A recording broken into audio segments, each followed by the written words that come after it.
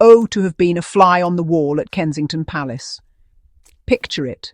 Prince William, our future king, furrowing that regal brow, convinced the world needed his thoughts on Middle Eastern geopolitics. In a statement released 1st October where William pleaded for an end to the fighting in Gaza, the conflict was more tangled than the royal family tree. A noble sentiment, but the timing was spectacularly off. The issue wasn't the message, it was the messenger. Here was a man in a public feud with his brother, lecturing the world on reconciliation. The irony was so thick you could spread it on a scone. The world noticed and rolled its eyes. Instead of projecting statesmanship, William's plea highlighted his own domestic drama. In the modern age, credibility isn't inherited, it's earned. When you're at war with your only sibling, your credentials as a peacemaker are, let's say, questionable. Poor Willy. He wanted to help, but became the punchline to a very complicated joke.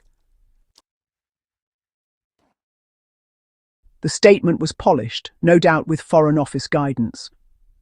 William called for an end to fighting, vague enough to mean anything, really. He tried to channel his grandmother's quiet authority, forgetting she never had a tell-all memoir from her sibling hanging over her head. Israeli officials were unimpressed, viewing the intervention as naive. Publicly, they thanked him for his concern. Privately, it was a diplomatic pat on the head. Downing Street welcomed his words, eager to add royal stardust to their own messaging. But to the public, William looked like a well-dressed mouthpiece. The statement felt less like a heartfelt cry, more like a managed press release. In an era of transparency, you can't just stand on a pedestal and dispense wisdom. People see the cracks and remember your brother in California. William's lecture on global harmony was drowned out by his own disharmony. As one commentator put it, William giving peace advice is like a cat telling dogs to stop barking. Adorable, but nobody's listening. The internet had a field day.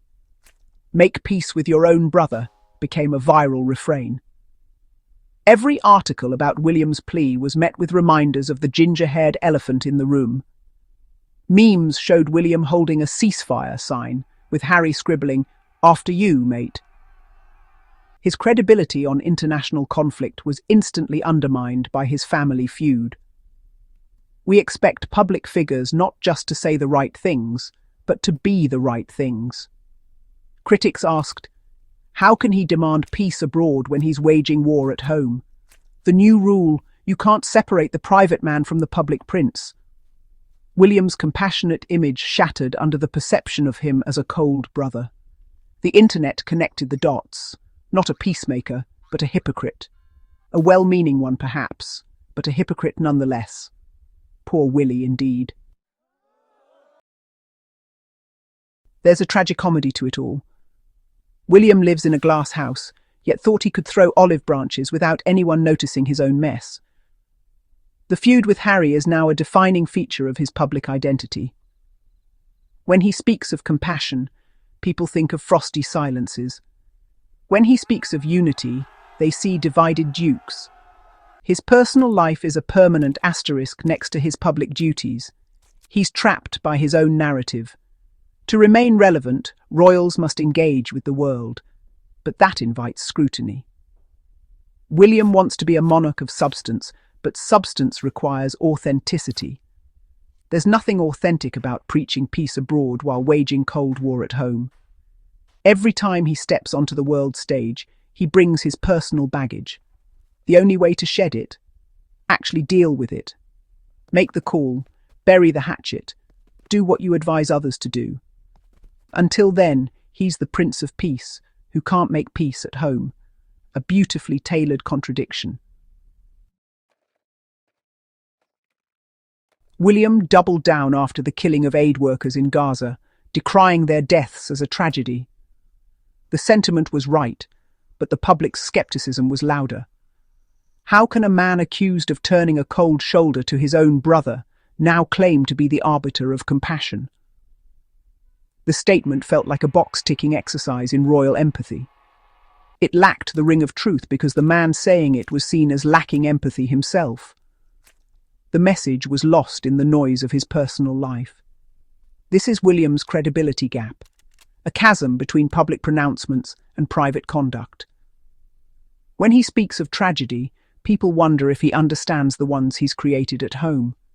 In public perception, that's become his truth, and it renders his most heartfelt statements hollow. Beyond family drama, William's plea revealed a startling naivety about international relations. The Israel-Gaza conflict is a geopolitical vortex that stumped the world's best diplomats. To think a British prince's statement would have impact is wishful thinking. His plea came in February 2024. By the next year, the region was in deeper chaos. Into this hornet's nest waltzed William, armed with good intentions and diplomatic platitudes. The professionals, diplomats, politicians, must have chuckled. Peace isn't won with hopeful statements, but with grueling negotiations and hard choices. William's intervention felt like fairy tales colliding with real politics. The late Queen wielded soft power through discretion and neutrality. William, by wading in publicly and from a compromised position, exposed his powerlessness. It was a lesson in geopolitics, and he was the one being schooled. Over a year later, the prince's peace plea is a forgotten footnote. The conflicts rage on, his words changed nothing, and he became a meme. The episode is a cautionary tale about the limits of inherited influence in a world that values authenticity. You can't heal the world's wounds if you haven't tended to your own. William's heart may have been in the right place, but his head was in the clouds. He wanted to be a statesman, but ended up as a punchline. As long as his family feud looms, every word on unity will be met with, "What about Harry?" It's the question that haunts his future reign. Why take peace advice from poor Willy? The answer: nobody does. Until he bridges his own divide, his pleas for global harmony will remain a right royal comedy of errors. And so, as the dust settles on Prince William's foray into global peacemaking, what have we learned?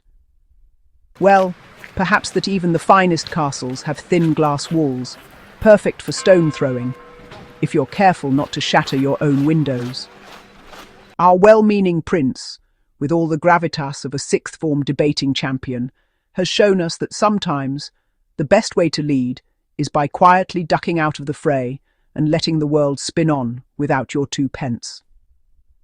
The lesson: when your own living room is a tabloid battlefield, maybe don't volunteer for United Nations duty just yet. But chin up, William. At least you've given us all a right royal laugh. If peace can't be brokered, at least the memes are free-flowing. And who knows, in the grand tradition of British comedy, perhaps history will remember the prince's peace plea not as a diplomatic disaster, but as a masterclass in how not to do it. After all, every family has its squabbles. Not every family gets to air them on the world stage. Cheers, Willy.